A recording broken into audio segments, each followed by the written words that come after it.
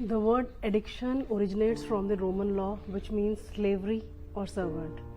In the 16th century, this word was immersed into English language, meaning devoted to someone.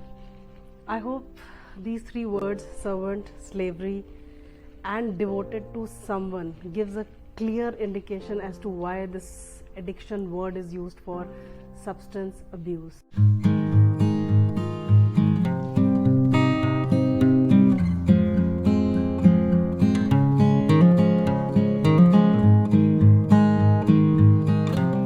Contrary to what we have been feeling and assuming that addiction is something which is only related to substance abuse like drugs, alcohol, or smoking. In today's complex world, in the society that we are living in, more and more patterns are emerging which can be called addictive behaviors. So now it is not only the substance abuse, any behavior which we crave, which we seek some kind of relief in, temporary relief in, not a permanent one. Any behavior which we want to go back to again and again. And it may have consequences at a later stage. We may indulge into lying, cheating, stealing. All those behaviors eventually have gradually immersed into the term addiction. For example, too much of internet, too much of social media, too much of playing, too much of gymming, too much of workaholism, too much of power, addiction to power, too much of the need to travel, too much of the need to be compulsively in relationships, a need to always try to fix or rescue other people, a need to always keep working. So there are several patterns which have emerged in today's society, which we can define or call as addictive behaviors. Addiction is something which begins with trying to take it up as a self-medication kind of thing, because it soothes us, it soothes our mind. So people think that if I they don't think, nobody decides that I want to become an addict. Nobody gets up in the morning and says I want to become an addict. It is just that there is some behavior which gives some kind of fullness, some kind of relief, because of which people are drawn towards addictive behaviors. But there's one thing which we need to remember. Addiction starts with emotional pain and it ends with emotional as well as physical pain. Hi, I'm Dr. Meenu, helping you self-discover yourself and live a stress-free, anxiety-free life, building better relationships outside of you, and also heal yourself from all those adulthood diseases which probably emanates from the childhood trauma. In case you're liking my content, please hit like button and also please subscribe to the channel. I'd like to put up a small disclaimer here that in no way on this forum whatever I am discussing is only for self-therapy purpose. It is not a substitute for the proper medical care. So in case you suffer from some problem which requires medical attention, please seek advice from your medical specialist. In the first place, do we ever ask ourselves as to why we get addicted to certain behaviors? Let's move from individualistic point of view to a bigger concept, that is government, policy makers or medical profession point of view. Does any government ever contemplate as to why more and more people in society today are getting drawn towards addictive behaviors? We have more and more addiction centers in every nook and corner today. And there are two things to this. These addiction centers only cater to substance abuse. And this substance abuse also, once the person gets completely addicted and finds it difficult to come out of it, that is the stage when these de-addiction centers they work. But there's no government, no policy maker which is thinking on the deeper root level as to how to prevent this behavior. In the first place, why does anybody get into addictive behavior? And is there a way that we can prevent people from getting into this addiction? That is number one. Another thing is why we are concentrating only on substance abuse or drinking or smoking. Why other behaviors such as too much of gambling, shopping, watching porn, other things, why they are not considered as addictions? That ways, if you look at broader sense, every family today has addicts, because this is the way we are living in society today. So we have millions and billions of people around us. We have latest technological tools in the form of mobiles, laptops, connecting with each other through Skype, through video calls. Yet there is so much of emptiness inside all of us in the society. I read somewhere, when we connect with people through latest technological tools, it is not we as a human being who's connecting with the other human being. It is two devices which are connecting with each other. That is the kind of hollowness that we live in today. And that is the reason, despite having billions of people around us, every individual somehow has so much of emptiness inside, which drives them towards addictive behaviors. This is what, as a policymaker, as a government, which needs attention towards. This is what which immediately should be a genuine concern for the medical profession, because in medical profession also, mind, body and soul, that kind of holistic treatment is not taken care of. Everything is separated. Mind, when the psychology, it looks only into mind, the medical profession will look only into body treatment. The mind, body and soul, that holistic treatment of all the three things are not taken care as of now as a holistic approach. If this happens, then we can actually curb the root cause of addictions. So if you look deeply into it, addictive behavior is the result of, as I said, emptiness, and this emptiness comes from those traumas which we carry inside. And these traumas are basically those core wounds, those childhood wounds, childhood traumas that we are carrying inside of us, which we suppressed because of certain reasons during the childhood stage, and we are not ready to accept, acknowledge or address them. So what could be the reason for people getting into addictive behaviors? There is one major cause of addictive behaviors, and that is disassociation of a person with himself or herself. The person loses touch with himself. And why would a person disassociate himself with his own emotions, his own feelings, his own inner self? There are several reasons for that. Imagine, I'll come to one by one each reason. First is, imagine that a person, a small child, he lives in a place where he constantly sees his parents getting stressed. His mother is stressed or his father is stressed. Both of them have certain emotional issues. They have their own relationship issues. They keep fighting, or they have outside issues. They work outside, and because of the outside issues, once they come inside, they come back to the home, they're overly stressed. For a child, he does not know the world. He has not ventured out. For him, the world is his home, his parents. When he sees his caregiver under immense stress, as a child, the child not only observes this, he absorbs this like a sponge. A child has a capability to absorb the emotions of his caregivers. And the more sensitive a child is, more is this absorption. And finally, the child takes it upon himself that perhaps I might be the reason as to why my parents are stressed.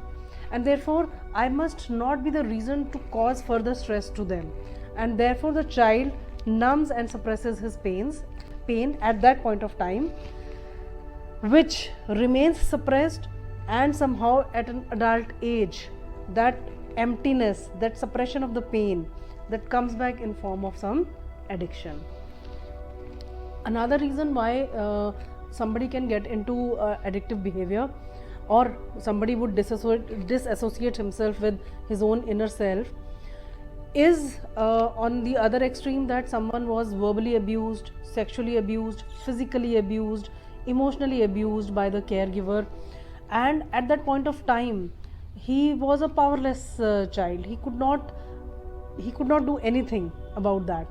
So he ended up going within, closing himself off, shutting himself off from the outside world, and all those hollowness comes back in the form of addictive behaviors in adulthood. I'll cite one example. There is a case study. Somebody was as a child sexually abused, some man. Now, because he was sexually abused as a child, he became a sex addict when he grew up as an adult. When during the therapy he was asked several questions, he told that perhaps I grew up thinking that the only way I would be desirable to the people outside is because of my body.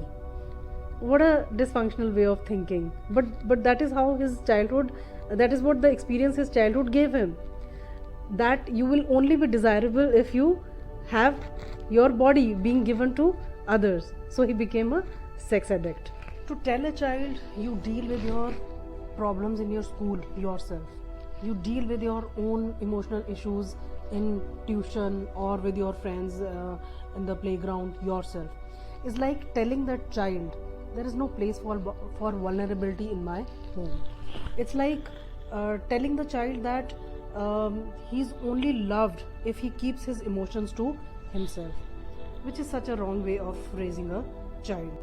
In fact, we as parents should make our children feel protected and safe, and in all conditions we should be assuring them that come what may, whether you're poor in academics or whether somebody makes fun of your looks or anything concerning your behavior, you are being loved and you are protected and safe in our company.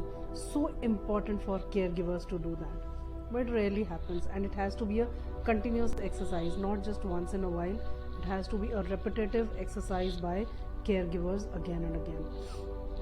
So if somebody tells you as a child, you're tall, you're dark, you are fat, you are too thin, you are not this, you are not that, your hair are not good, your this is not good, it is not only telling the child not to be vulnerable ever in front of others, but also making the child judge himself.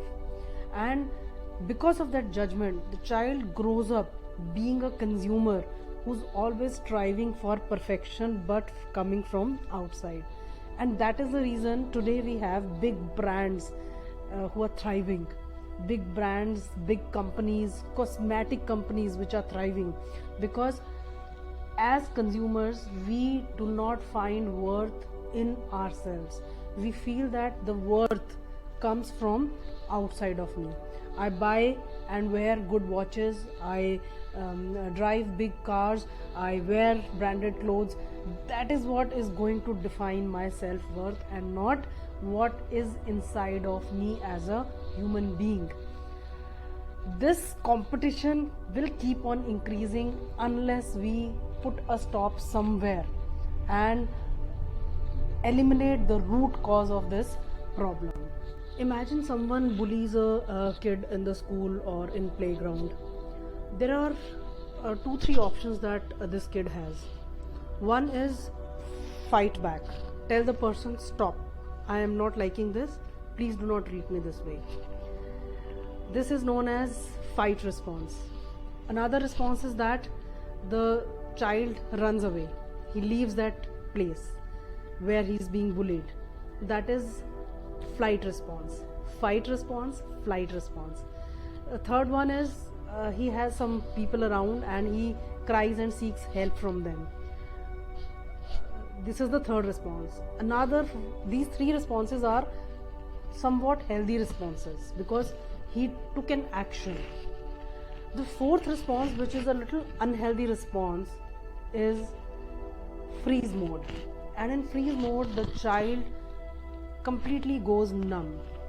He doesn't know whether he should respond back, he should run away, he should seek help.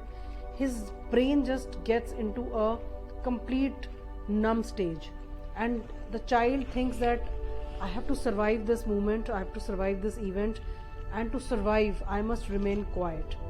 That suppression of emotions and feelings at that point of time is what caused the real trauma to the child.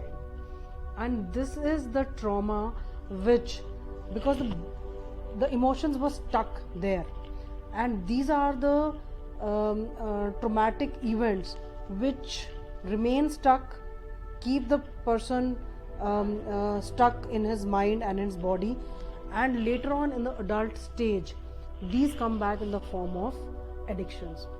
I'm sure you must have noticed people who drink, some of them speak a lot. Without drinking they are very quiet and silent people. Once they start drinking they speak a lot. And in case of drug addicts also, some of the drug addicts, they do not speak, they speak a lot, but once they consume drugs they just go into a numb kind of feeling. It is basically in all these addictions you getting something which you did not get as a child, which you deserved as a child. So if you were unloved, uncared, unseen as an adult, you would fall compulsively into relationships again and again, because it will give you some feeling that you are being wanted, you're being needed by people around you. There are so many people who get into some career, high flying career, powerful job, an authoritative position, not because it is the inside of them that tells that they deserve to be this. It's because somewhere down the line they are looking for that validation and approval from people outside of them. And that is what codependents also do. They are trying to help out and rescue and fix situations because those emotions which were not catered as an infant or as a young child come to the surface as an adult and make them do something which fills that emptiness, that hollowness which they carry inside. So although it is complex, but we need to understand that everything the root comes from, for everything the root originates from our childhood traumas. Either something was given to us or something was not given to us. Either some kind of abuses were given to us or the love, care or consideration was not given to us. All that comes back in the form of addictions. And those traumas that a person experiences, trauma is not something that happened to the kid. It is something that happened inside the kid when the trauma was happening, when somebody was doing something wrong, when some abuses were going on. There was something which was happening inside of the kid, and kid, if he, the way he responded to it, if he shared it with somebody and after sharing he was attended properly, his trauma was addressed properly, he wouldn't have undergone this kind of trauma. If what he went through in the first place, he could not share it with the caregivers, he could not gather the guts to share it with anybody, it remained numb in his body, and it remained, his mind remained stuck there. Body grew, but the mind and the emotions remained stuck there. And that is what we have to do. We have to unstuck that. That is that unstuck thing, that coming out of those stuck emotions, that is very important. So how do we start the journey towards self-healing, self-therapy, self-correcting our addictive behavior? Ideally, as is with every procedure, the first step is to identify that we have addictive tendencies, addictive behaviors. We need to acknowledge, we need to accept, we need to be aware that we carry certain addictive behaviors. While I'm discussing on this forum, most of the people would be in denial. That is the biggest problem that we face with respect to addictions. Even people with severe addictions refuse that they have addictions. So denial is something which gives us comfort. So in most of the cases, people remain in denial about addictions, and therefore if we really want to recover ourselves from any kind of simple addictive behavior or very complex addictive behavior, we must acknowledge and accept that we carry addictive behavior. Then your journey of recovery from addiction starts. The next step is to imagine the incentives that you will get out of healing from these addictions. Incentives as in, imagine you shop a lot, very frequently you want to go for shopping, you spend a lot of money. Your spouse or your caregivers, your parents, they do not approve of too much of shopping and spending so much on shopping. So imagine the incentive that you will get once you heal from this shopping addiction, the kind of healthier relationships you will develop outside of people. You may have addiction regarding smoking or watching too much of porn or social media. Imagine the time that you will have for yourself once you get rid of this addiction. Imagine the kind of healthy relationships you can develop outside of this addiction. Those are the incentives that you have to keep in mind and tell yourself through self-talk that once I get rid of these addictions, these are the incentives I'm going to get. Now the next step is which remains one of my favorite steps, that is spiritual work for healing from the addiction, and that is meditation. The power of meditation I can't stress enough. A lot of people tell me that they have been meditating for so long and they're not getting any results. Now here I want to highlight one very small thing, and that is there are several people who do a lot of meditation for hours together, for months together, years together, yet not seeking and not getting any results.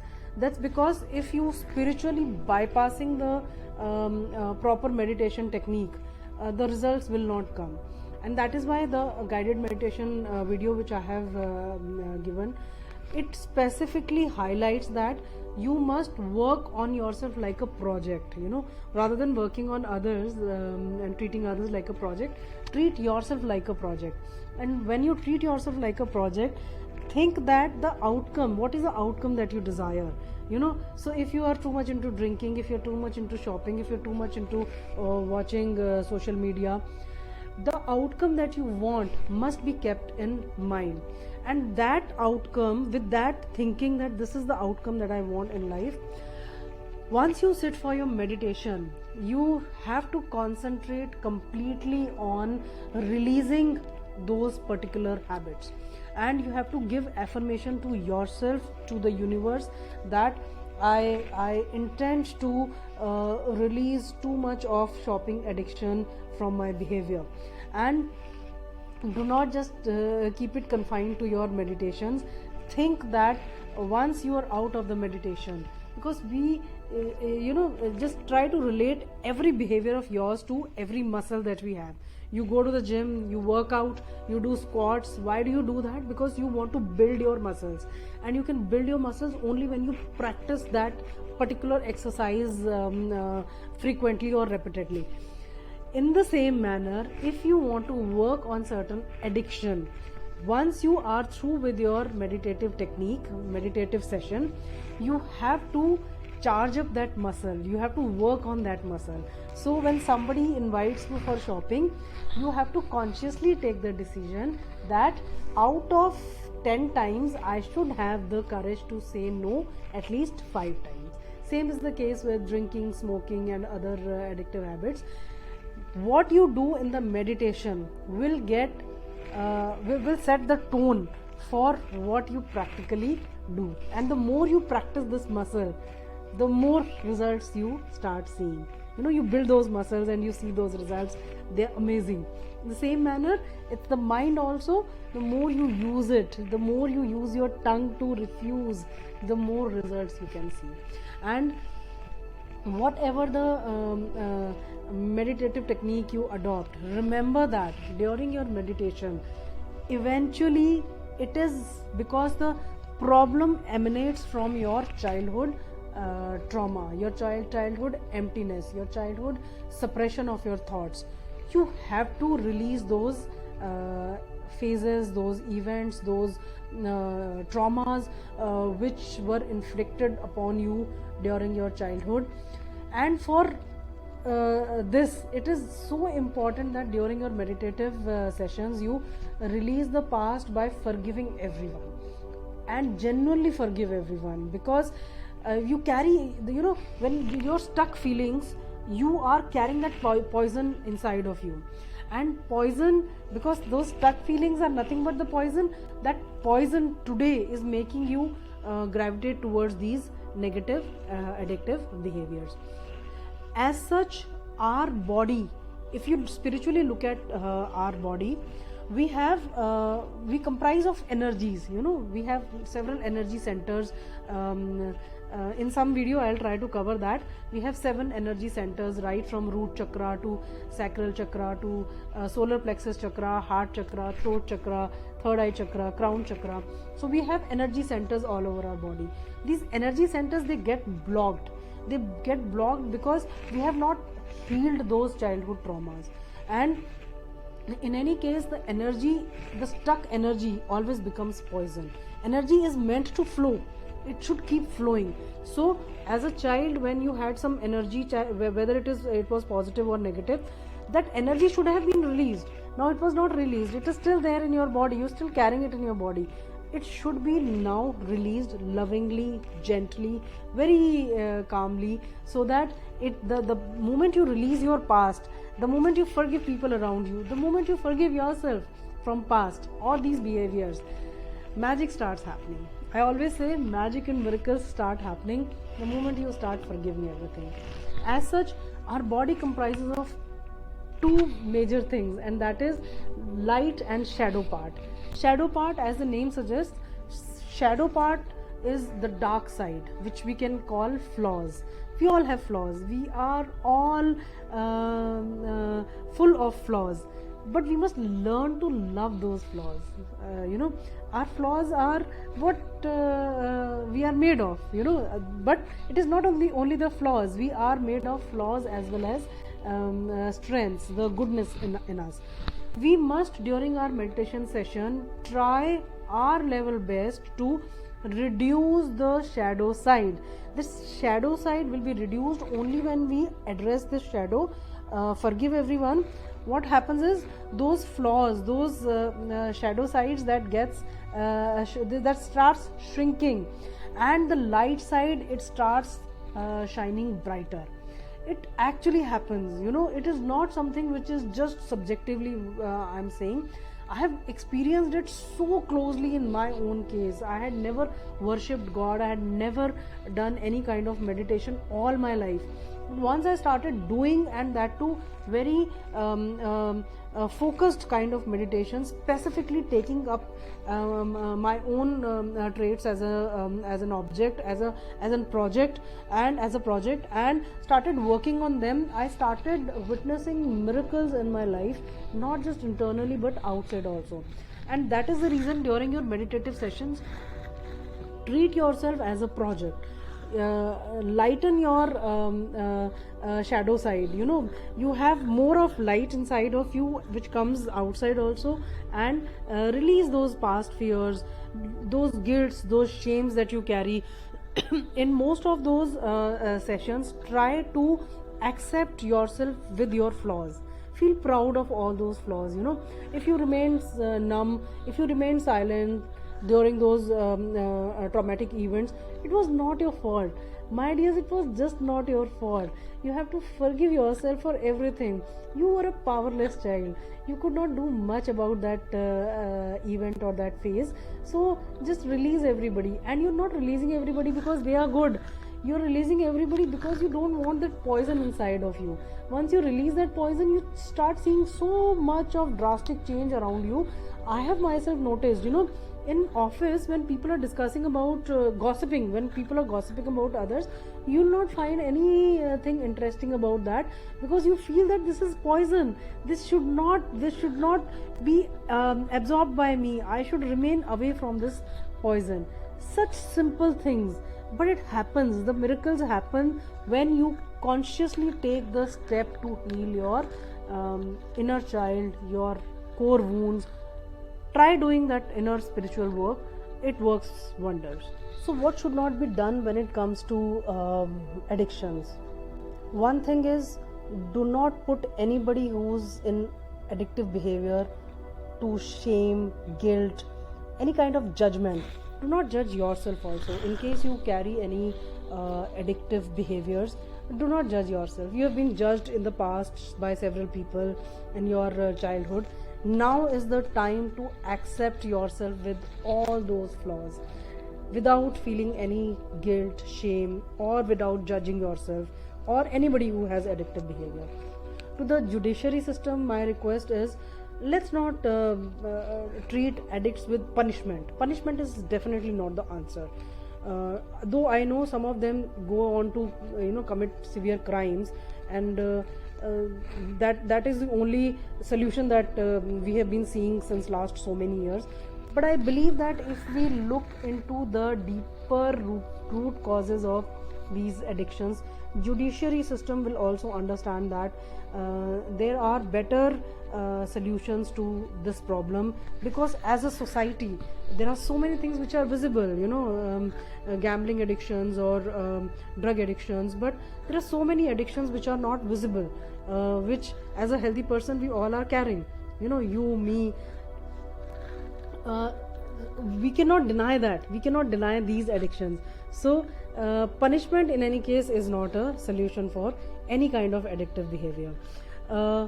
In fact, if I have to tell you, look at the most of the powerful people in the history have had the addiction of power, which obviously does not fall in any judiciary system. Those people, they were so empty from inside. They must be so traumatic that the only way they wanted to feel self-worth was by controlling and being in power towards the society. In fact, Lord Buddha was once, spiritual leader Buddha was once asked if he wants power. He refused. He said, I already have so much of power and light inside of me that I do not seek power from outside.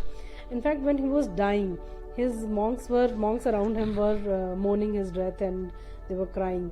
He said, please do not mourn my death, please do not cry, and I just want you to remember one thing, that do not seek light outside of you. You all have light inside, and this light should be used to spread the word of healing. If you can heal few souls, you have spread that light all around you. We have enough negativity and poison around us. Let's at least try to first bring and light that light which is within us. Once we bring and light that light, what will happen is, those cravings to go for shopping, those cravings to wear branded clothes, those cravings to wear high branded watches, that craving to drive expensive cars will automatically come down, and you will realize that life is such a beautiful place without that. Let people admire us with what internally we have, the internal beauty that we have. These expensive brands, expensive cars will all fade away. Eventually what remains is what we have inside of us. Let's bring that inside of us outside, which is a light. And if we work on that light, if we remove that poison, if we work on reducing that shadow side of ours and lightening that light side, believe me, the miracle happens. And those addictive behaviors will automatically fade away. I hope this video has given some light to my viewers on how we can all light each other by beginning the process of healing. It is just about, as I keep saying, that it all starts with healing ourselves from childhood traumas, and I always say that it is going to be a little painful to bring those emotions which we have numbed for so long, bringing them to surface and then releasing them is not easy. But let's start doing it. No age is late for that. We can start it at any point of time, and believe me, once you start feeling lighter like a feather, you start making that difference in the next generations to come. You give the right education to people around you, you start behaving differently in your office sphere, you start behaving differently with your kids, with your people around you, and automatically it's all give and take. People start learning from you, people learn good things from you, people want to see goodness in people around them. There is so much of arrogance, there is so much of hatred, there is so much of negativity around. Let's try to reduce some of it as much as we can through our own light. Thank you so much for being there. Thank you.